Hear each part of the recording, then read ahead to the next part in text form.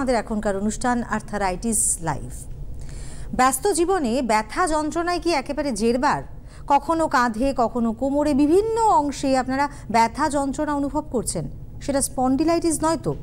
এরকম প্রশ্ন যদি আপনার মনে দানা বাঁধে তাহলে অবশ্যই দেখুন আমাদের আজকের অনুষ্ঠান। আজকের আর্থারাইটিস লাইভে কিন্তু আমরা কথা বলবো অবশ্যই স্পন্ডিলাইটিস নিয়ে। বিভিন্ন ধরনের স্পন্ডিলাইটিস হয় এবং সেই স্পন্ডিলাইটিস কতটা মারাত্মক হতে পারে বা কী ধরনের ট্রিটমেন্টে আপনাদের এই ব্যথা যন্ত্রণা থেকে মুক্তি লাভ সম্ভব, সে সবটা নিয়ে কিন্তু আমরা কথা বলবো। রয়েছেন বিশিষ্ট রিউমাটোলজিস্ট ডক্টর প্রসেনজিৎ বড়াল, একেবারে সরাসরি রয়েছি আমরা সঙ্গে। স্যার, আপনাকে স্বাগত জানাই অনুষ্ঠানে। আর একদম সরাসরি আমরা রয়েছি, তাই আপনারা কিন্তু টেলিফোন করতে পারেন 6292242341 এবং 6292242342 এই দুটি নাম্বারে। স্যার, ব্যথা যন্ত্রণা হলে পরেই, বিশেষত কাঁধে বা কোমরে ব্যথা হলেই একটা চিন্তা থাকে, অনেকেই খুব ইজিলি বলেন যে আমাদের স্পন্ডিলাইটিস হয়েছে। আমরা বুঝে বা না বুঝে বলি, কিন্তু এই স্পন্ডিলাইটিসের ধারণাটা একটু ক্লিয়ার হওয়া দরকার। কি ধরনের ব্যথা হয়? হ্যাঁ, প্রথমে ভুলটা হয় যে ওই ঘাড়ে ব্যথা হলে বলে যে শোয়ার দোষে হয়েছে। হ্যাঁ, তোমার কিছু হয়নি, তুমি একটু গরম সেঁক দাও, শোয়ার দোষে ব্যথা হয়েছে, ওটা বালিশ টালিশ রোদে দিলে কমে যাবে, এরকম একটা কনসেপ্ট চালু আছে। সারা আমরা পশ্চিমবঙ্গের সব জায়গা থেকেই পেশেন্ট পাই এবং তাদের মোটামুটি শুনি যে ডাক্তারবাবু এই করলাম ওই করলাম, কিছু লাভ হলো না। কোমরে ব্যথা হলে তখন বলে যে না, ফিক ব্যথা, আমার ফিক ব্যথা হয়েছে বা পায়ের দিকে পায়ে টান ধরে গেছে। কিন্তু স্পন্ডিলাইটিস একদিনে হয় না। স্পন্ডিলাইটিস কখনো একদিনের রোগ নয়। আপনি যে কাজ করছেন, আপনাকে যে কাজ করতে আপনার প্রফেশনের জন্য করতে হচ্ছে, সেখান থেকে আস্তে আস্তে হাড় ক্ষয়ে যায়, হাড় ক্ষয়ে গিয়ে নার্ভের উপর চাপ পড়ে, নার্ভের উপর চাপ পড়ে ব্যথা হয়। কি করে প্রথম বোঝে মানুষ? প্রথম বোঝে ঘাড়ের যাদের স্পন্ডিলাইটিস তাদের একটা হচ্ছে মাথা ঘোরা, মানে একটুখানি ওপর দিকে তাকালেই বা ঘাড়টা নাড়ালেই একটা মাথা ঘোরে, যেটাকে আমরা ভার্টিগো বলি। এই মাথা ঘোরার সঙ্গে স্পন্ডিলাইটিসের একটা যোগাযোগ আছে। 2 নম্বর যেটা হয়, ঘাড়ে যাদের ঘাড়ে সার্ভাইকাল স্পন্ডিলোসিস, তাদের একটা হাত ঝিনঝিন করে। হাতটা দুটো হাতই, কারোর দুটো হাত, কারোর একটা হাত, একটা কারেন্টের মতো সেন্সেশন হয়, সবসময় ঝিনঝিন করে, আর ঘাড়ে ব্যথা তো আছেই। সিমিলারলি কোমরে যাদের স্পন্ডিলাইটিস, ঘাড়ে আর কোমরেই হয় স্পন্ডিলাইটিস, মাঝখানে পিঠে আমরা খুব একটা পাই না ডরসাল স্পাইনে, কিন্তু লাম্বার স্পাইন, কোমরে যদি স্পন্ডিলাইটিস হয় তাহলে এই পিকচারটা অন্যরকম। পিকচারটা হচ্ছে সকালবেলা ঘুম থেকে ওঠার সময় একটা আড়ষ্ট, সামনের দিকে ঝুঁকে গেলেই ব্যথা করে। যাদের প্রফেশনে সামনে ঝুঁকতে হয়, যেমন যারা গ্রাম থেকে আছেন, আমি দেখেছি চাষের কাজ করেন, বা অনেকে, আমি রিসেন্টলি দেখলাম 2-1 জন যারা মাছ ধরেন, মানে নৌকোতে সুন্দরবনের ওদিকে থাকেন এবং নৌকোতে বা বিভিন্ন জায়গায় জাল ফেলে মাছ ধরেন, তার একটা ওয়েট আছে, সামনের দিকে ঝুঁকে ভারী জিনিস তুললে কিন্তু কোমরে স্পন্ডিলাইটিস হবে। এক্স্যাক্টলি। এবং যারা এই প্রোগ্রাম দেখছেন, যাদের ঘাড়ে আর কোমরে ব্যথা আছে বা অ্যাঙ্কাইলোজিক স্পন্ডিলাইটিস আছে, তারা ফোন করুন। ফোনটা পেলে আমাদের ভালো লাগবে, ফোন করলে আমরা আরেকটু আলোচনাটা আনন্দের সঙ্গে করতে পারবো। স্যার, এইখানে একটা কথা বলি, আমরা সাধারণত বলি যে আমাদের যে ধরনের লাইফস্টাইল, আমাদের বসে কাজ করতে হয় বেশিরভাগ মানুষেরই, তো বসে কাজ করা বা এই ধরনের প্রবণতা থেকে কিন্তু একটা এই ব্যথা যন্ত্রণা বা স্পন্ডিলাইটিস বা আর্থারাইটিস এর প্রবণতা বাড়ে। কিন্তু এই যে আপনি বললেন যে গ্রামের মানুষ যারা হয়তো প্রচুর কাজ করছেন, তাদেরও কিন্তু হচ্ছে। তাহলে স্পন্ডিলাইটিসটা দুটো পার্টে হয়। একটা হচ্ছে, যেমন ধরুন আজকের দিনে ইনফরমেশন টেকনোলজি, আইটি, কম্পিউটারের সঙ্গে কাজ করছেন সবাই, সুতরাং ঘাড়ে আর কোমরে স্পন্ডিলাইটিস তাদেরও হয়। আপনি একটা পশ্চারে সকাল 9টা থেকে বিকেল 6টা অবধি বসে আছেন, তারপর বাড়িতে গিয়ে ল্যাপটপটাকে নিয়ে খাটের ওপর বসছেন, পা মুড়ে বসছেন এবং কোলের ওপর ল্যাপটপের সঙ্গেই বেশি সম্পর্ক, মানুষের সঙ্গে সম্পর্ক নেই, মানুষের সঙ্গে সম্পর্ক নেই, ল্যাপটপের সঙ্গে সম্পর্কটা বেশি। এই যাদের প্রফেশন, তাদের স্পন্ডিলাইটিস হবে, ঘাড়ে হবে, কোমরে হবে। আরেকটা কারণ হচ্ছে, যারা খুব পরিশ্রম করেন, কায়িক পরিশ্রম, তাদের ক্ষেত্রে কি হয়, ওই কোমরে ব্যথাটা বেশি হয়। কোমরে ব্যথাটা, আমি অ্যাকচুয়ালি শুধু ব্যথা হলে তো হবে না, ব্যথার সঙ্গে সঙ্গে যেটা হয় সেটা হচ্ছে নার্ভের ওপর চাপ পড়ে, মানে দুটো হাড় মাঝখানে একটা নার্ভ, এই নার্ভটার ওপর চাপ পড়েই ব্যথাটা বাড়ে। ব্যথাটা বাড়ে, কারোর পায়ের দিকে নেমে যায়, কারোর হাতের দিকে চলে যায়। আমরা যারা দেখছেন প্রোগ্রামটা, একটা ছোট্ট ফিল্ম দেখালে আপনি বুঝতে পারবেন যে কিভাবে হচ্ছে। আমরা সেটা দেখাই। হ্যাঁ, দেখবো, কিন্তু তার আগে একজন বন্ধু রয়েছেন, একটু কথা বলে নি। হ্যালো। হ্যাঁ, নমস্কার, কে বলছেন? আমি হাবড়া থেকে বলছি। হাবড়া। বলুন। আচ্ছা বলুন। হাবড়া উঠতে চলছে না? হ্যাঁ হ্যাঁ স্যার, আমার ওই উঠতে গেলে মাঝে প্রচন্ড অনেক সময় ব্যথা করে। মানে আমি আমাদের যে কাজ আমরা হাত গাট করি, এবার দাঁড়িয়ে থাকতে অনেক সময় দেখা গেলো আচমকা উঠতে গেলাম, কোমরে খুব যন্ত্রণা হয়। কোমরে ব্যথা হয়, মাজায় ব্যথা হয়। হ্যাঁ এইটা আমি একটু আগে বলছিলাম যে এইটা কোমরে। আপনার বয়স কত? আমার 54 স্যার। 54। মানে ঠিক আছে, আপনি দেখুন এইটা আমরা প্রথমে কোমরে ব্যথাটাই দেখাই তাহলে। কোমরে ব্যথাটা যে কেন হয় টেলিফোন করার জন্য এবং কি থেকে হয় দেখুন, আপনারা ফ্রেমটা দেখলে বুঝতে পারবেন যে দেখুন এখানে যেটা দেখতে পাচ্ছেন আপনারা ছবিতে, সেটা হচ্ছে ওপরে একটা হাড়, নিচে একটা হাড়, মাঝখানে দুটো হাড়ের মাঝখানে একটা গদির মতো জিনিস থাকে, যেটাকে বলা হয় ইন্টারভার্টিব্রাল ডিস্ক। একদম তাই। এবং দুটো হাড়ের কিন্তু সংযোগ, একটা দেখো, একটা মেরুদণ্ডের হাড় ওপরে, একটা মেরুদণ্ডের হাড় নিচে, মাঝখানে যেটা থাকে সেটা হচ্ছে ডিস্ক। আর পেছনে হলুদ রঙের একটা দেখা যাচ্ছে যেটা হচ্ছে নার্ভ একটা রয়েছে। তো যেটা প্রবলেম হয় সেটা হচ্ছে যে এই ডিস্ক এবং নার্ভটা থাকার জন্য দুটো হাড়ে কন্ট্যাক্ট হচ্ছে না, নার্ভটাও ফ্রিলি চলছে। আপনারা মন দিয়ে দেখুন, খুব ইন্টারেস্টিং, মানে এটাই কিন্তু ঘটে। এবার দেখুন আমরা যখন মুভমেন্ট করি, আমি একটু থামালাম, আরও কাছ থেকে দেখলে বুঝতে পারবেন যে দুটো হাড় মাঝখানে যেটা গদির মতো রয়েছে এটা একদম সফট, মানে জেলির মতো। এইটা থাকার জন্য আমরা ব্যথাটা অনুভব করি না। আর পেছন দিকে নার্ভগুলো যাচ্ছে, সেই নার্ভগুলোর উপর চাপ পড়ে বলে আমরা ব্যথাটা এখনও বুঝতে পারি না। যখন চাপ পড়ে তখন কিন্তু ব্যথাটা বোঝা যায়। এবার কি হচ্ছে, এটা যখন আমরা কাজ করছি এই পজিশনটা থেকে আস্তে আস্তে দুটো হাড় গিয়ে দেখুন এই মুভমেন্টটা যখন হচ্ছে, মন দিয়ে দেখুন, এই মুভমেন্টটা যখন হচ্ছে মাঝখানের গদিটার দিকে লক্ষ্য করুন, মাঝখানের গদিটার দিকে লক্ষ্য করে দেখবেন এইটার উপর চাপ পড়ছে। এই যে চাপটা পড়ছে এটা আমাদের রোজ হাজার হাজার বার এই চাপটা পড়ে। তাতে কি হয়, এই পেছন দিকে এখানে একটা চিড় তৈরি হয়, মানে ফেটে যায়। ওই বেলুনটা ফেটে গিয়ে বেলুনের ভেতর জেলিটা পেছন দিকে চলে আসে, চলে গিয়ে কি করছে, নার্ভের ওপর চাপ দিচ্ছে। নার্ভটা লাল হয়ে গেছে, দেখতেই পাচ্ছেন। খুব মন দিয়ে দেখলে দেখবেন একই ঘটনা। আমি আরেকবার দেখাচ্ছি, দেখুন এই যে গদিটা যখন চাপ পড়ছে তখন পেছন দিকে এই বেলুনটা ফুলে যাচ্ছে, ফুলে গিয়ে এইখানটা, এই জায়গাটা, এবং এই নার্ভটা আস্তে আস্তে লাল হয়ে যাচ্ছে, কারণ নার্ভটার উপর চাপ পড়ছে। এইবার দেখতে পাচ্ছেন চাপটা কিভাবে পড়েছে, নার্ভটা লাল হয়ে গেল। এটাকে বলে ডিস্ক হার্নিয়েশন। মানে এইটা হচ্ছে আর্লি স্টেজ যেখানে নার্ভের উপর প্রেশারটা পড়ে এবং সেখান থেকে ব্যথা যন্ত্রণা শুরু হয়। এবার ডাক্তাররা বলে এমআরআই করুন। এমআরআই করে ধরা পড়ে যে এটা কম্প্রেসিভ নিউরোপ্যাথি, মানে নার্ভের উপর চাপ পড়ে ব্যথা হচ্ছে। এবং চাপটা কিভাবে পড়ছে আমরা আসছি সেই প্রসঙ্গে। একটা ফোন নিয়ে নিই। হ্যাঁ, ফোনটা নিয়ে নিই। হ্যালো, হ্যাঁ বলুন। নমস্কার, কে বলছেন? আমি তো বোলপুর থেকে ধরে আছি কলটা। বলুন বলুন বলুন বলুন, কি সমস্যা? আমি ছবিতে দেখছি এবং একজন ডাক্তারবাবু এখানে কথা বলছেন, উনি বললেন যে আপনারা ফোন করলে আমরা বেশি খুশি হব। সঙ্গে সঙ্গে ফোন করলাম আমি। আমার ছেলে উনি যেটা বলছেন যে এই সামনের দিকে ঝুঁকে কোনো ভারী জিনিস তুললে নাকি বেশি হয়, সেটা কিন্তু আমার ছেলের হয়। হ্যাঁ, হবেই। এটা তো একদম নিয়ম যে সামনের দিকে ঝুঁকে কাজ করলে আপনার কোমরে ব্যথা বাড়বে। আপনার ছেলে কত বড়, বয়স কত তার? 21 বছর। 21 বছরই হচ্ছে। আপনি ওকে ক্যালসিয়ামের ব্যাপারটা একটু নজর রাখুন। ক্যালসিয়াম এবং ভিটামিন D3 ছেলের রিপোর্ট করে দেখুন ঠিক আছে কিনা। এত অল্প বয়সে হওয়ার কথা না। যদি হয় তাহলে ক্যালসিয়ামের ট্যাবলেট এবং ভিটামিন D3 কিনতে পাওয়া যায় ক্যাপসুল দোকানে, সেটা খাওয়াতে শুরু করুন। বা প্রোগ্রামের পরে আমার যে নাম্বারগুলো আছে নিচে, সেই নাম্বারগুলোতে ফোন করুন, আপনি ফোনে উত্তর পেয়ে যাবেন। অসংখ্য ধন্যবাদ টেলিফোন করার জন্য। হ্যাঁ, আমি একটুখানি বলে দিতে চাইবো যারা অনুষ্ঠান দেখছেন ডাক্তারবাবুর সাথে আমি একটুখানি বলে দিই, কারণ এই ঘটনাটা জানতে পারলে কিন্তু কোমরে ব্যথাটা প্রবলেমটা সলভ হয়ে যাবে। আমি 1 মিনিট আরেকবার আপনাদের এটা, আপনারা টিভি স্ক্রিনের দিকে তাকান, দেখুন কি হচ্ছে। একই জায়গায় দুটো হাড় আছে এবং তারপরে যখন মুভমেন্ট হচ্ছে তখন প্রেসার পড়ে এটা ফেটে গিয়ে পেছন দিকে চাপ দিচ্ছে, চাপ দিয়ে নার্ভের ওপর ব্যথা হচ্ছে।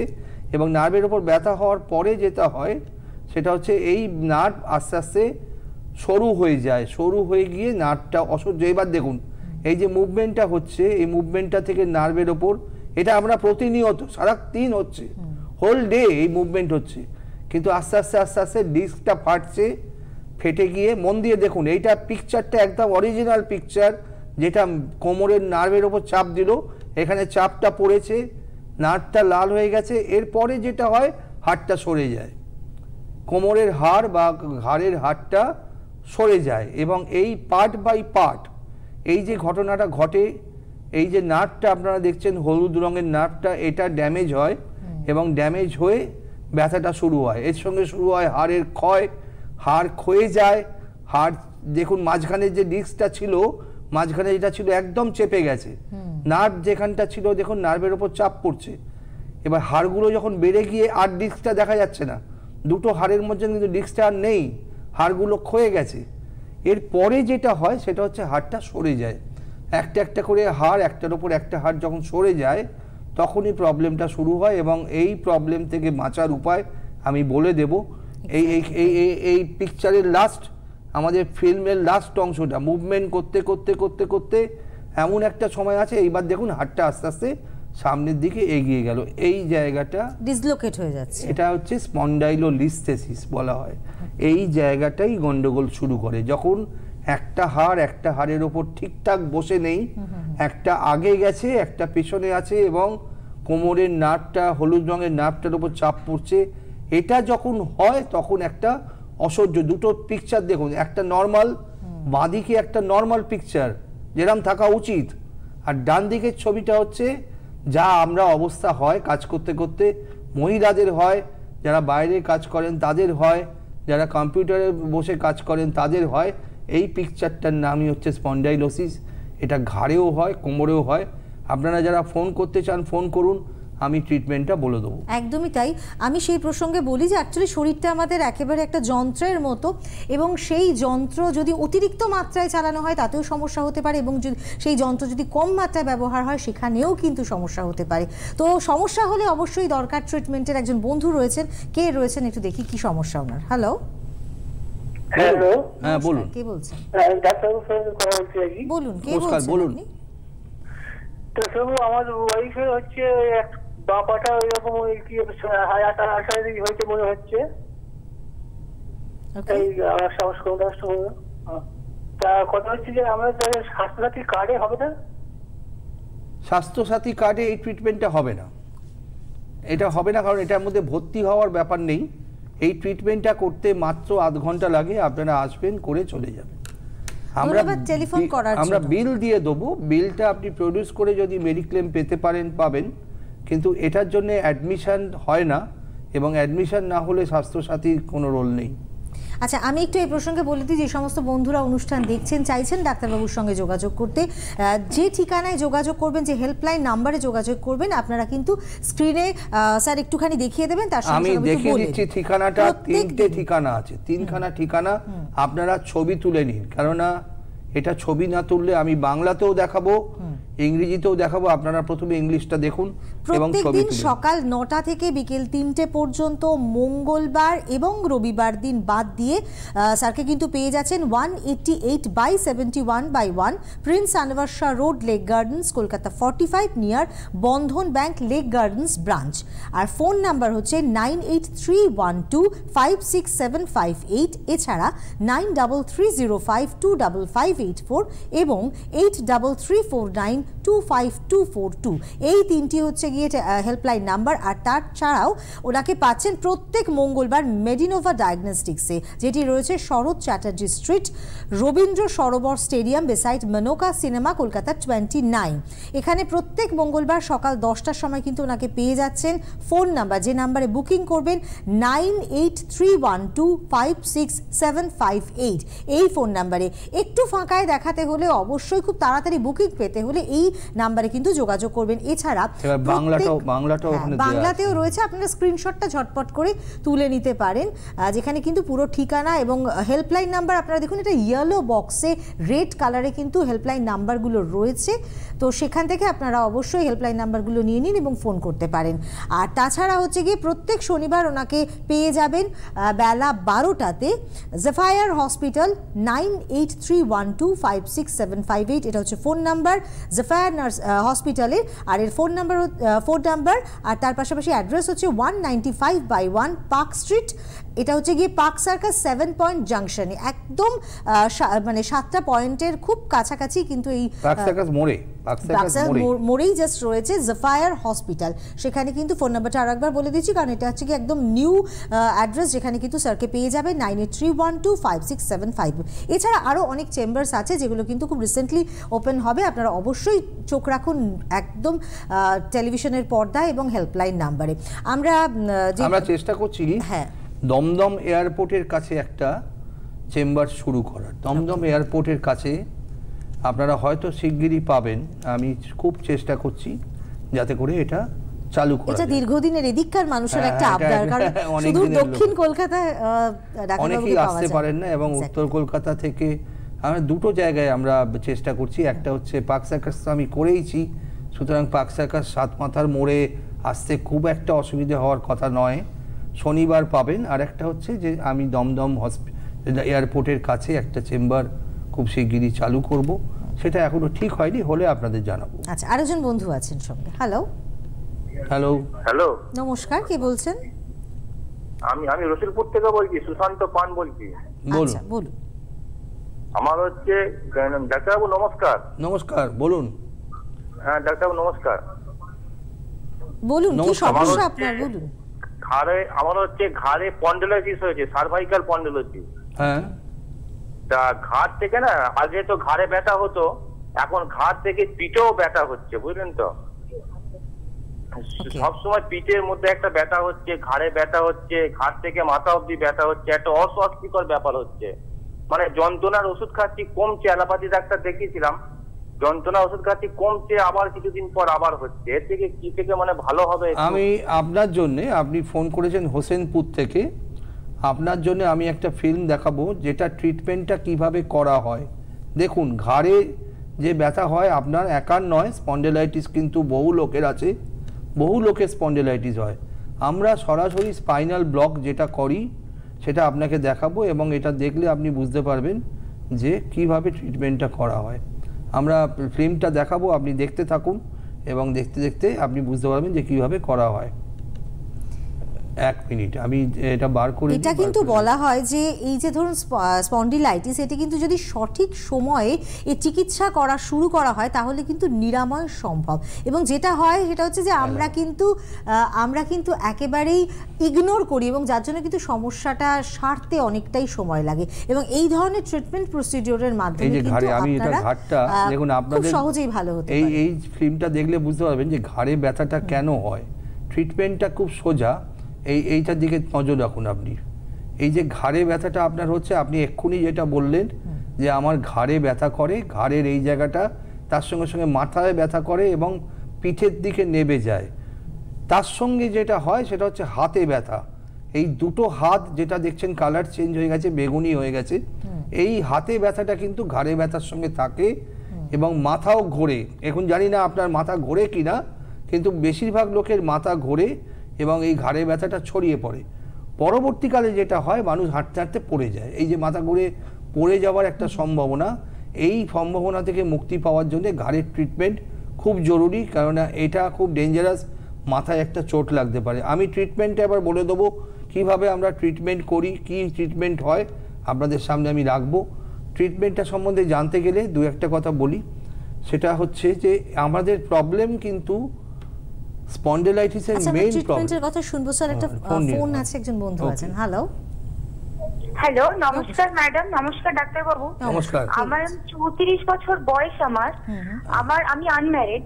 তো আমার এখন কোমরে একটা পেন হচ্ছে, আর কোমর থেকে পেনটা লোয়ার পোর্শনে ছড়িয়ে পড়ছে, এবং তার সাথে সাথে হাতের যে শিরাটা, ডান হাতের শিরাটা একটা প্রচন্ড রকম টান ধরছে। মানে আমি কোনো কিছু তুলতে পারছি না, কোনো কিছু সরাতে পারছি না, তার মানে আড়ষ্ট হয়ে রয়েছে। এটার কি কোনো সলিউশন আছে? মানে এইটা এই যে আপনি ফোনটা করলেন, এই ফোনটাতেই বলা যায় যে স্পন্ডিলাইটিস থেকে আস্তে আস্তে আপনার সায়াটিকা হচ্ছে। সায়াটিকা মানে নার্ভের ওপর চাপ পড়ে নার্ভটার ওপর ব্যথা হচ্ছে, এবং সেই ব্যথাটা যতটা নার্ভ যায় একবারে কোমরের থেকে গোড়ালি অবধি, এই কোমর থেকে গোড়ালি অবধি কিন্তু ব্যথাটা যায়। পা ভারী হয়ে যায়, পা ঝিনঝিন করে, হাঁটতে কষ্ট হয়। এটা কি আপনার হয়? হ্যাঁ হয় এটা মানে এইটাও হয়, আর মেইনলি আমার যে কষ্টটা হচ্ছে আমার মানে হাতের, আমি হাত নাড়াতে পারছি না। আমার তার মানে ঘাড়েও হয়েছে, হাতেও হয়েছে, কোমরেও হয়েছে, ঘাড়েও হয়েছে, দুটো জায়গায় স্পন্ডিলাইটিস। ডাক্তারবাবু আমার আরেকটা প্রশ্ন ছিল যে ভিটামিন D3 ক্যাপসুলের কোনো নাম আছে যেটা কিনে খাবো, মানে একটু নামটা একটু বলতে পারেন?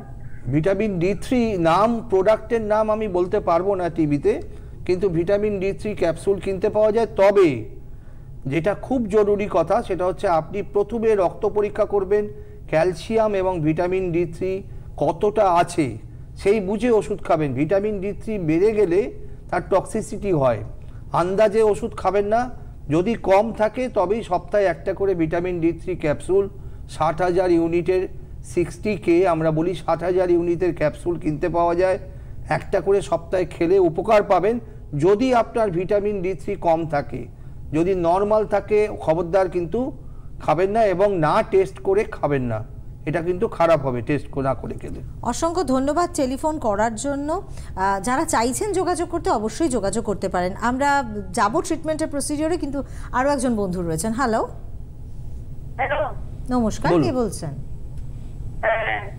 ডাক্তারবাবুর সঙ্গে কথা বলা যাবে? বলুন। হ্যাঁ বলছি, বলুন। বলছি যে আমি বেশ কিছুদিন হলো আর্থারাইটিসে ভুগছি। হ্যাঁ, আমি বিফোর সাপ্লিমেন্ট ইনজেকশন সবই নিয়েছি, কিন্তু এখন ডাক্তাররা আমাকে চেঞ্জ করতে হচ্ছে। হ্যাঁ, আপনার কি হাঁটুর প্রবলেম?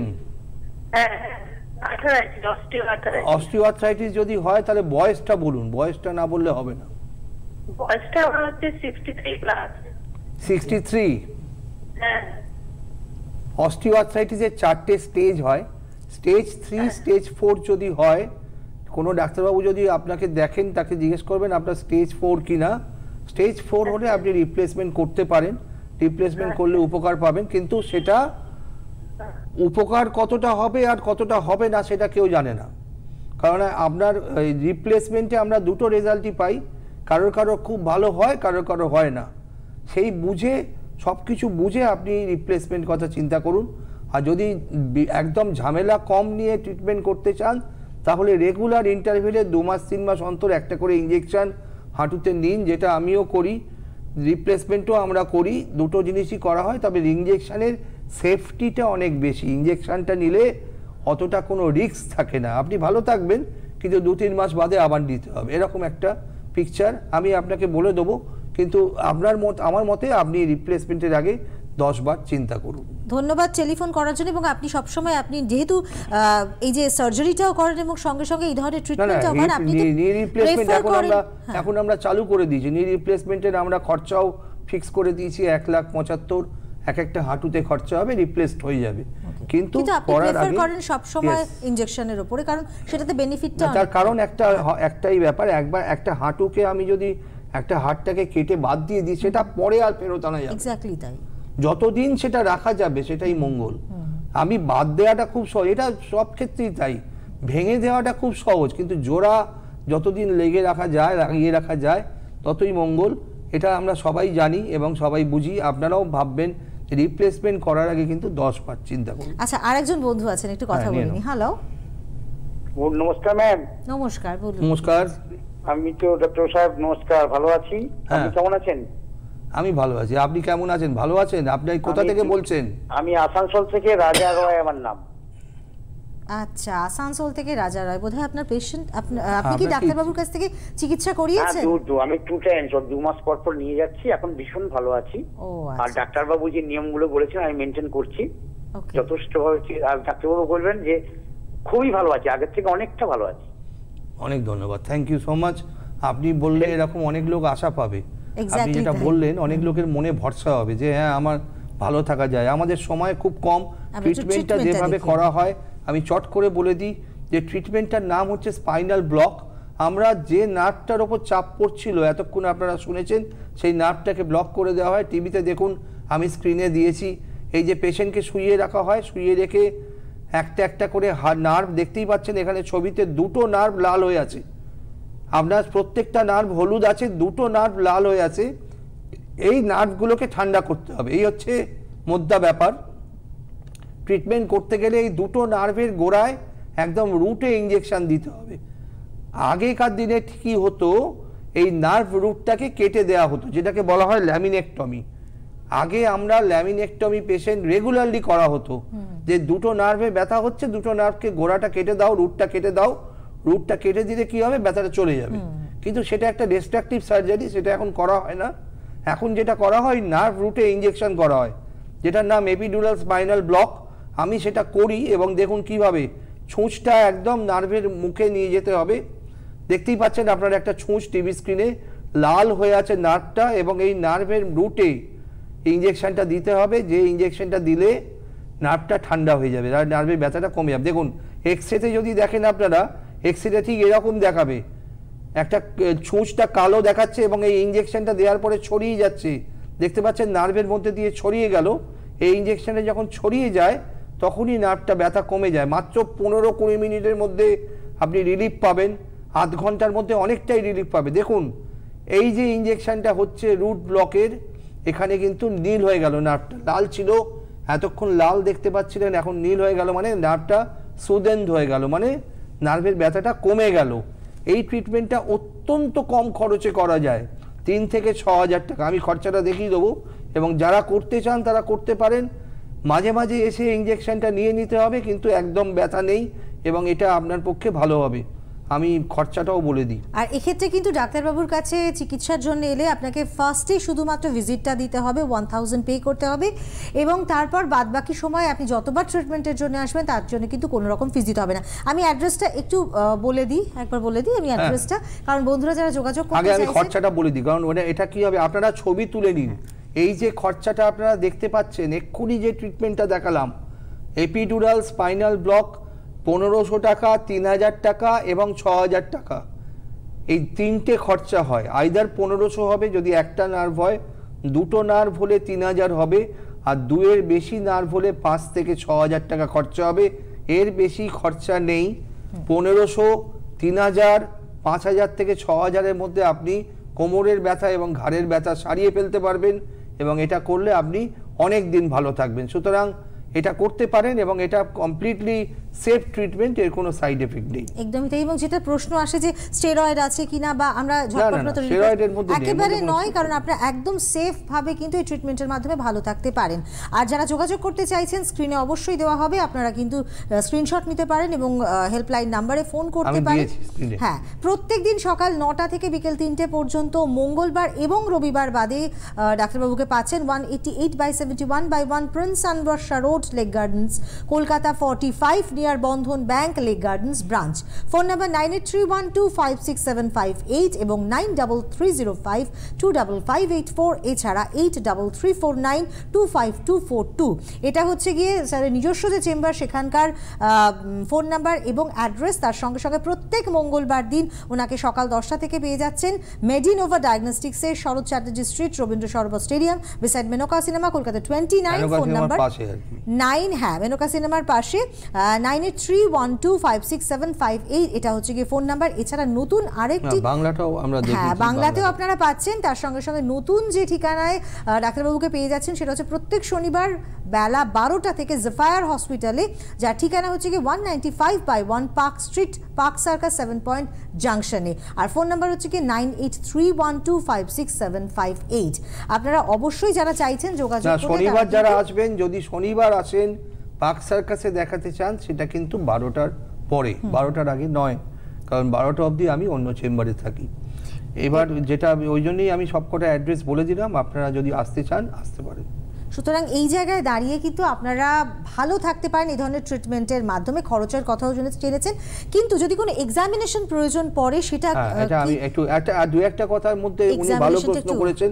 আমাদের হাতে সময় মাত্র 1 মিনিট, আপনারা দয়া করে ছবি তুলে নিন। এই টেস্টগুলো করে আনলে আমাদের পক্ষে সুবিধা হবে। ছবিটা দিলাম, আপনারা ছবি তুলে নিন। রক্ত পরীক্ষা করতে হবে, sugar, fasting, RA factor, CRP, uric acid, calcium, vitamin D3, এই কটা টেস্ট করলে কিন্তু ট্রিটমেন্টটা চট করে শুরু করা যাবে।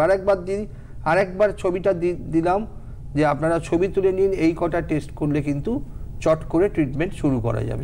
অসংখ্য ধন্যবাদ, অসংখ্য ধন্যবাদ স্যার। কারণ এই যে একটা ধরুন স্পন্ডিলোসিসের যন্ত্রণা নিয়ে যারা কষ্ট পাচ্ছেন তারা একটু সচেতন হলেন এবং পুরো ক্লিয়ার কাট একটা ধারণা কিন্তু আমরা পেলাম যে এই ধরনের ট্রিটমেন্টের মাধ্যমে কিভাবে একটা ভালো কথা থাকতে পারি। একদম ক্লিয়ারলি বলে রাখা দরকার, স্পন্ডিলাইটিসের সেটা ঘাড়েই হোক বা কোমরেই হোক, যাদের ব্যথা আছে এবং যাদের ছড়িয়ে পড়ছে তারা সরাসরি ট্রিটমেন্টের মাধ্যমে ভালো থাকতে পারবেন। আপনারা ভালো। অসংখ্য ধন্যবাদ, ধন্যবাদ আপনাদেরকেও। সুস্থ থাকুন, সচেতন থাকুন। নমস্কার। নমস্কার।